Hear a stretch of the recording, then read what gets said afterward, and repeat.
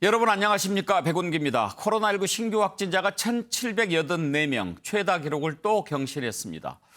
수도권에서 가장 강력한 거리두기 4단계를 실시하고 있는데도 줄어들지 않습니다. 여기에 이번에 돌아온 청해부대 장병들의 검사 결과가 내일 나오는데요. 그러면 내일은 2,000명을 넘을 수도 있습니다. 기존 방역 체계로 감당할 수 있을지 염려됩니다. 이런 상황에서 이제는 새로운 방역 체계를 도입할 필요가 있다고 주장하는 전문가가 계셔서 오늘 모셨습니다. 서울대 의대 의료관리학 김윤 교수 나오셨습니다. 어서 오십시오. 안녕하십니까? 예, 반갑습니다. 교수님, 새로운 방역 체계 얘기하기 전에 먼저 궁금한 것 몇 가지 좀 짚어보겠습니다. 네. 지금 이렇게 계속 확산하고 있는 가장 큰 이유를 어디에서 찾으십니까? 지난 1년 반을 돌아보시면 코로나는 유행과 안정기가 지난 다음에 재유행을 반복해 왔습니다. 예. 그러니까 확진자 수가 갑자기 늘었다가 사회적 거리두기를 통해서 확진자 수를 줄이면 이제 줄이고 우리가 사회적 거리두기를 조금 완화하면 무증상자나 경증의 감염자가 이제 지역사회에 광범위하게 늘어나면서 축적이 돼 있다가 어느 시점에 폭발적으로 확진자가 늘어나는 현상을 반복해 온 거죠. 네. 그래서 지난 겨울 3차 대유행 이후에 이제 4차 유행이 언제 올 건가를 두고 이제 많은 논란이 있었는데요. 지금 4차 유행이 온 것은 백신 접종 때문에 과거에 집단 감염이 발생했던 요양원, 요양병원, 의료기관 등에서의 집단 감염이 현저하게 줄어들면서 4차 유행의 시작 시점이 좀 늦어진 거죠. 그래서 한 번의 유행을 거칠 때마다 소위 베이스라인이라고 얘기하는 최소 확진자의 숫자가 올라갑니다. 처음에는 그게 10명, 20명이었던 것이 그다음에는 50명대로 올라갔고 그다음엔 100명대로 올라갔고 지난 3차 유행이 끝나고 난 다음에는 400명대, 500명대를 기록했었죠. 예. 그게 이제 더 늘어나니까 지금은 이제 2,000명대를 바라보는 4차 유행의 피크를 이제 예상하고 있는 거죠.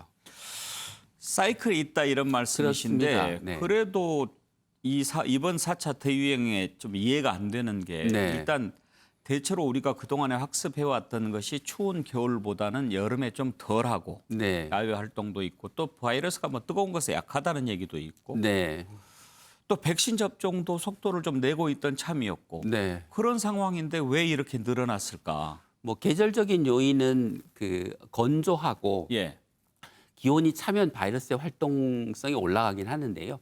이번 코로나 바이러스는 이제 온도나 습도의 상대적인 영향을 좀 덜 받는 걸로 알려져 있고요. 그렇기 때문에 계속 이 여름에도 재유행이 생기는 그런 일들이 이제 반복적으로 나타나고 있습니다. 백신 접종은 효과가 있죠. 그래서 백신 접종을 받은 고위험군이 주로 거주했던 요양원, 요양병원에서 집단 감염이 거의 사라졌지 않습니까? 그러니까 효과가 있는 거죠.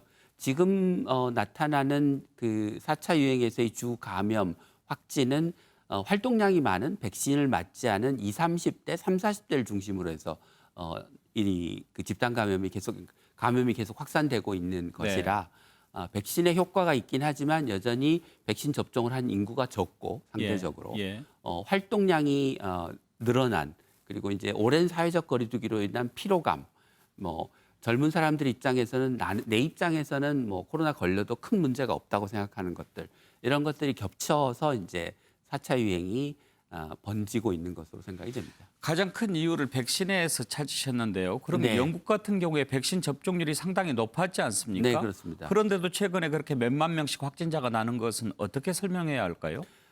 그래서 이제 그 최근에 나타나는 그 새로운 이번 유행의 특징을 이제 미국 질병통제센터 CDC에서는 어떻게 설명하냐면 백신 미접종자의 팬데믹 이렇게 설명을 하고 있습니다. 그러니까 대부분의 이번 4차 유행에서의 감염자는 백신을 맞지 않은 사람 그리고 젊은 연령층에서 주로 발생하고 있다라고 얘기를 할 수 있을 것 같습니다. 백신 안 맞은 사람들이 이렇게 팬데믹을 일으키는 유일한 예외는 이스라엘인데요. 이스라엘은 이제 전체 감염자의 한 절반 정도는 백신 접종을 받은 사람들인데 아마 그 이유는 이스라엘이 전 세계에서 가장 먼저 백신 접종을 시작해서 지금 최근 보고에 의하면 한 7개월쯤이 지난 시점에서 고연령층에서 백신의 감염 예방 효과와 중증 질병으로 가는 것을 막는 효과가 한 40%에서 60% 정도 떨어졌다라고 예. 얘기를 하고 있습니다. 그러면서 돌파 감염 사례가 늘어나고 있어서 이제 이스라엘 같은 경우는 백신을 접종한 지 오래돼서 백신의 효과가 떨어진 집단에서 돌파 감염이 늘어나서 현재 확진자 수가 늘어나는 양상을 보이고 있는 것 같습니다.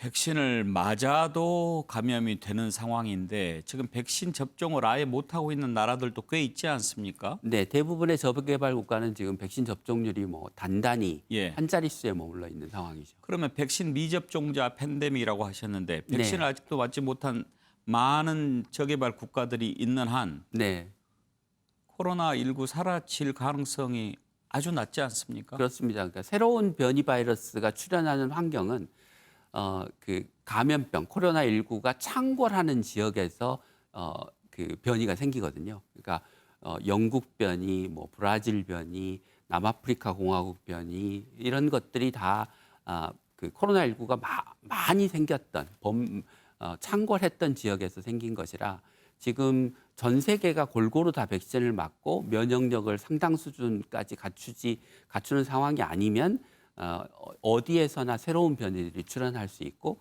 그 새로운 변이가 더 높은 전파력, 백신에 대한 더 높은 저항력을 갖춘 바이러스의 형태를 띠고 나타날 수 있게 되겠죠. 자, 그러면 교수님이 제안하신 새로운 방역 체계에 관련해서 네. 좀 알아보지요. 지금 이렇게 코로나19 바이러스 쉽게 사라지지 않을 것 같은 상황인데 어떻게 바꾸자는 말씀이신가요?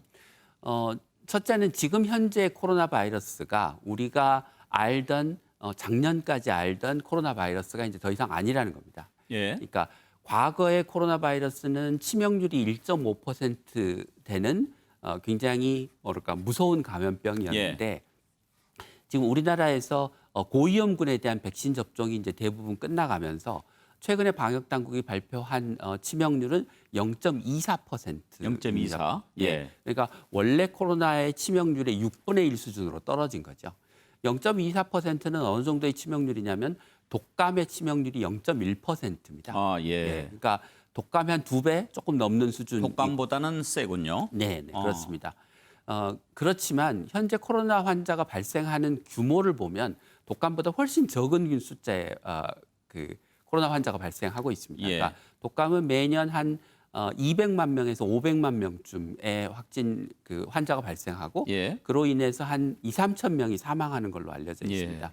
이해하기 쉽게 좀 비교하기 쉽게 말씀을 드리면 하루 기준으로 독감 환자는 5천 명 정도가 발생합니다. 최소. 네. 그런데 지금 이제까지 우리나라에서 발생한 코로나 환자는 일평균으로 따지면 500명이 발생했습니다. 그러니까 독감에 비해서 환자 수가 10분의 1밖에 안 되는 거죠. 치명률은 과거에는 높았지만 지금은 독감 치명률의 0.24%니까 한 2배가 조금 넘는 수준이고 아마 우리가 한 7월, 8월에 걸쳐서 50대의 접종이 끝나면 우리도 영국이나 이스라엘이나 뭐 미국처럼 치명률이 0.1% 이하로 떨어질 것으로 추정이 됩니다. 그러면 거의 독감이 되는 거죠. 그러니까 확진자 수는 독감의 10분의 1, 치명률은 독감하고 같은 수준이라면 우리가 독감과 같은 방식으로 관리해도 되는 질병으로 봐도 된다는 거죠. 자, 이제 전제를 이해를 했습니다. 네. 한 가지 더 말씀드릴 거는 이제 정부는 이제까지 우리가 전 국민의 70%가 접종을 하고 하는 상황이 되면 코로나 이전의 상황으로 돌아갈 수 있을 것이다. 집단 면역을 달성할 수 있을 것이다. 이렇게 얘기를 했는데 영국이나 이스라엘이나 이런 나라들의 사례를 보면 전 국민의 70%가 접종을 해도 코로나 이전으로 돌아갈 수 없다는 게 너무 명확합니다. 그러니까 이미 영국이나 이스라엘은 우리가 11월 목표로 하는 접종률 수준을 달성한 국가들이거든요. 근데 그런 나라들이 우리나라보다 수십 배 많은 확진자가 발생하고 있습니다. 영국은 5만 명이 발생하고 있고 이스라엘도 우리나라 인구 기준으로 치면 뭐 6배, 7배 되는 확진자가 발생하고 있어서 올 겨울이 돼도 내년이 돼도 우리는 코로나 확진자 수가 줄어들지 않을 것이라고 하는 합리적인 예측이 가능하고 그렇다면 지금처럼 뭐 확진자 숫자가 좀 늘었다고 수도권 4단계 같은 방식으로 사회적 거리 두기를 하고 1년 내내 몇 년 동안 살 수는 없는 상황이라 지속 가능한 방역의 체계로 전환을 해야 된다는 거죠. 예. 자, 알겠습니다. 자, 조금 정리를 해보겠습니다. 네. 맨 처음에 1.5% 치명률, 지금 이제 0.24% 치명률로 낮아졌는데 이 바이러스가 다른 바이러스라서 치명률이 낮아진 것은 아니고 네. 똑같은 바이러스지만 그때 당시 치명률이 높았던 것은 고위험군에 있는 네. 분들이 많이 있었고 이제는 그분들에 대한 백신 접종이 이루어졌기 때문에 이렇게 낮아졌다 이런 전제이신 거죠. 네, 그렇습니다. 그리고 두 번째는 70% 접종을 달성해도 집단 면역 형성되고 옛날로 돌아갈 수 없다는 것을 이스라엘, 영국을 통해서 봤으니 네. 이렇게 거리두기 계속 오랫동안 하는 것 상대적으로 얻는 이익이 그렇게 크지 않을 수 있다. 네. 혹시 네. 그렇게 하는 나라가 있습니까?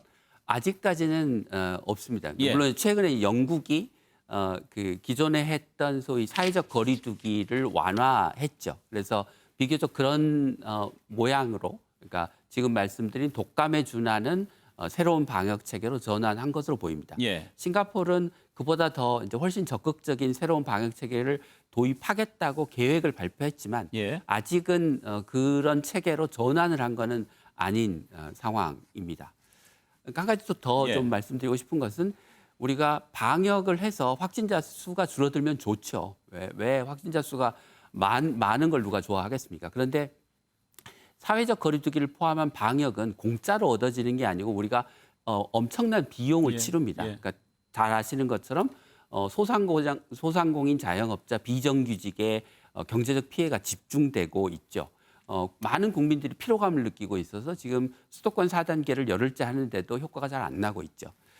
그런데 그보다 좀 잘 알려지지 않은 사실은 사회적 거리두기를 하면 그 전에 병원에 가서 치료받던 환자들이 병원에 못 가서 병이 악화돼서 사망하기도 하고 집에만 있으면서 그 우울증이 심해져서 자살을 하는 일이 벌어지고 가정폭력도 많아지고 또 돌봄을 받아야 되는 노인이나 장애인이 돌봄을 제대로 못 받으면 사망하기도 합니다.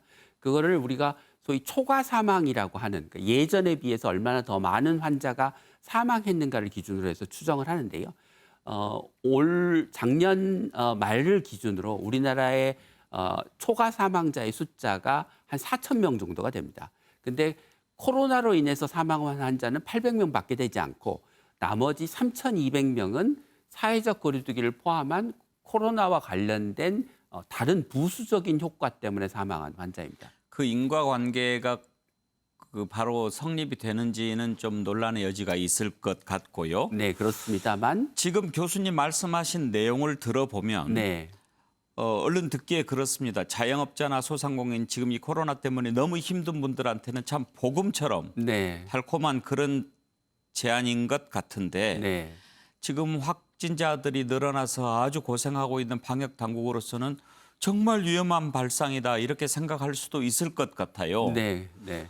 그런데 지금 교수님 포인트는 일단 상대적인 이익이 어떤 게 큰가를 보자 하는 게 네. 하나 있는 것 같고 또 하나는 이제 백신이 있으니라고 하는 건데 싱가포르가 그렇게 했던 것은 싱가포르 백신 접종률이 꽤 높았지요. 1차가 네. 73%고 44%가 완료된 상황이었는데 네. 우리는 아직 접종이 그렇게 많이 안 됐잖아요. 네, 이런 그렇습니다. 상황에서 지금 그걸 도입할 수 있을까요? 그러니까 우리가 지금 당장 싱가포르나 영국과 같은 방식으로 급격하고 급진적인 전환을 하기는 어렵다고 생각합니다. 예. 그렇지만 코로나 그러니까 고위험군에 대한 접종이 상당히 끝난 상태에서 치명률이 상당히 낮아져 있기 때문에 그에 맞는 중간 단계를 갈 수 있다고 생각하는 거죠. 예를 들면 그러니까 예를 들면 지금 코로나 백신 접종으로 치명률이 6분의 1로 줄어들었다고 제가 말씀을 드렸는데 그러면 현재 매일 한 1,200명 정도의 확진자가 발생한다고 하면 그 1,200명을 예전 1,200명으로 생각하고 사회적 거리두기를 할 게 아니라 그것의 6분의 1인 200명으로 생각하고 관리하면 된다는 거죠. 그러니까 예. 과거에 200명 기준으로 사회적 거리두기를 하는 게 사망률, 치명률이나 중증 환자 수를 고려하면 더 적합한 방식이라는 거죠. 그렇게 해서 그런 중간 단계에서 우리가 바뀐 방역 환경에 적합한 예. 현재 사회적 거리두기의 여러 가지 부작용과 비용을 고려했을 때 보다 적합하고 지속 가능한 방식을 찾아 나가야 된다는 뜻입니다. 그러면 만약에 교수님의 제안을 받아들여서 과감하게 그러면 앞으로 그렇게 하자라고 하면 지금처럼 집단 검사 또 추적 이런 것 안 해도 되는 겁니까? 아닙니다. 그건 해야죠. 그건 하는데 네. 발표할 필요는 없고. 당분간을 발표를 해야 될지는 모르겠지만 어느 시점에는 더 이상 코로나 확진자 수를 매일매일 카운트해서 발표하는 일은 하지 않는 것이 저는 옳다고 생각합니다. 사실 아까 독감 환자 말씀하셨을 때 네. 독감 환자를 매일 집계해서 발표했다면 훨씬 더 우리가 놀랄 만한 숫자 아니겠습니까? 그렇습니다. 지금 네. 2,000명 넘는다고 하는데 우리가 이렇게 놀라는데 네. 하루에 5,000명 발생했는데 네. 독감 환자는 네. 그렇지만 집계하지 않잖아요. 그렇습니다. 그것은 오랫동안 독감을 우리가 경험을 해왔고 백신도 있고 또 치료도 하고 그러니까 네. 그러면 코로나19 확진을 만약에 받았다. 네. 초반에 봤듯이 너무 많은 확진자가 갑자기 나왔기 때문에 제대로 치료받지 못해서 돌아가시는 분들이 많지 않았나요? 네, 그렇습니다. 그때는 백신이 없었고 그때는 높은 치명률인 감염병이었죠. 예. 그런데 고위험군에 대한 백신 접종이 끝나면서 치명률이 현저하게 낮아진 병으로 이제 변화한 거죠. 그러면 고위험군부터 백신 접종을 한 것은 잘한 거군요. 네, 그렇습니다. 그러면 이 다음 접종 약이 아직 백신이 충분하지 않다는 것을 전제로 이 다음 접종 대상은 순차적으로 어떻게 하는 게 맞다고 봅니까? 대개는 이제 연령이 60세 이상이 고위험군이고요. 그다음은 기저질환이 있는 분들이 고위험군입니다. 그렇기 때문에 이제 50대가 대부분 고혈압이나 당뇨병과 같은 기저질환을 갖고 있기 때문에 기저질환자를 별도로 구분하는 것보다는 그냥 50대를 뭉뚱그려서 접종하는 게 고위험군 다음 순위의 고위험군이 될 것 같습니다. 그리고 이제 40대 이하는 상대적으로 위험도가 낮지 않은 질환이고 예. 인구 대상군이고 그래서 코로나에 걸리더라도 사실은 뭐 큰 중증의 질환으로 발전할 가능성은 거의 없긴 하지만 감염의 위험이 있고 다른 사람에게 전파시킬 위험이 있기 때문에 그 접종을 해야 되는 것이겠죠. 지금까지 관찰해 보셨을 때 고위험군이 아닌 분들이 확진됐을 때 상대적으로 그렇게 걱정할 수준은 아니던가요? 네, 그렇습니다. 그러니까 예를 들면 20대, 30대에서 20대의 경우에 지금 우리나라가 한 2, 30만 명 정도가 이제 감염이 됐는데요. 한 2, 3만 명 정도가 감염이 됐는데 그분들의 치명률이 한 0.15%, 뭐 0.1% 이런 정도의 수준입니다. 그러니까 독감이랑 사실 별 차이가 없는 거죠. 그분들 예. 입장에서는. 예. 네. 그래서 이제까지 우리가 알고 있는 그 여러 가지 정보들을 종합해 보면 젊은 연령층에서는 코로나에 감염되더라도 심각한 뭐 후유증이 남거나 하는 상황은 아니다라는 것입니다. 일부에서는 이제 그 소위 롱 코비드라고 해서 코로나에 걸린 이후에 회복이 되더라도 코로나의 감염을 비롯한 여러 가지 증상들이 오랫동안 지속되는 양상들을 보이고 있는데요.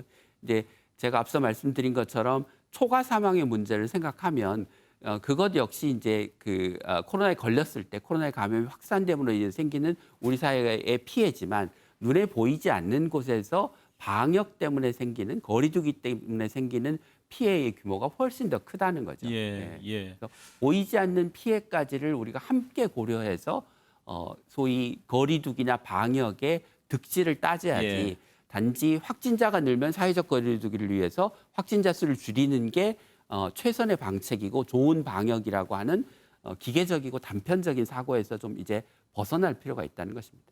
상대적인 이익을 좀 따져봐야 할 것이다. 이런 말씀이시죠. 혹시 독감에 비해서 코로나19에 감염이 되고 나면 훨씬 더 심각한 후유증이 남고 뭐 여러 가지 어려운 점이 있다고 하던데 그렇지는 않습니까? 이제 일부 심각하게 이제 그 코로나19를 앓은 사례에서는 예를 들면 뭐 폐에 섬유화가 오거나 다른 이제 코로나가 침범한 장기에서 후유증이 오긴 하지만 그거는 뭐 그 독감의 경우에도 폐렴으로 예. 발전하면 마찬가지 양상들이 나타날 수 있어서 뭐 코로나19가 특별히 더 심각한 후유증을 갖고 있거나 더 심각한 문제를 갖고 있을 것이라고 생각하지는 않습니다. 물론 이제 우리가 코로나를 겪은 지 1년 반밖에 되지 않았기 때문에 장기적으로 우리가 모르는 후유증이 있을 가능성을 배제할 수는 없지만 그런 뭐랄까 낮은 가능성 또는 막연한 가능성 때문에 우리가 지금 이렇게 막대한 비용을 치러야 되느냐는 이제 의문이라는 거죠. 혹시 교수님께서 그런 의견 제안을 방역 당국에 하셨나요? 뭐 정부 관계자들이나 뭐 이제 여러분들 개인적으로 만날 기회가 예. 있으면 지금 말씀드린 것들을 이제 제안을 드리고 설명을 드리긴 했습니다. 그런데 이제 아직은 안 받아들이죠. 아직 받아들이실 것 같지는 않습니다. 혹시 교수님 같은 생각을 하는 다른 전문가들도 많이 계십니까? 예, 일부 소수이긴 하지만 일부 이제 그런 전문가들이 있습니다. 네. 알겠습니다. 말씀을 듣고 보니까 수긍 가는 부분 또 이해가 되는 부분들이 적지 않은데 워낙 지금 확산세에 있어서 좀 조심스럽긴 하네요. 네. 이게 빨리 백신 접종이 이루어지는 게 가장 그 조건을 그 제한을 충족시키기 위한 절대 조건이다 싶기도 하네요. 네. 예. 어떤 백신 접종이 좀 빨리 돼야 되겠군요. 네. 예. 알겠습니다. 오늘 귀한 말씀 잘 들었습니다. 감사합니다. 네, 감사합니다. 네. 새로운 방역 체계 이제 도입할 필요가 있다. 서울대 의대 김윤 교수와 얘기 나눠봤습니다.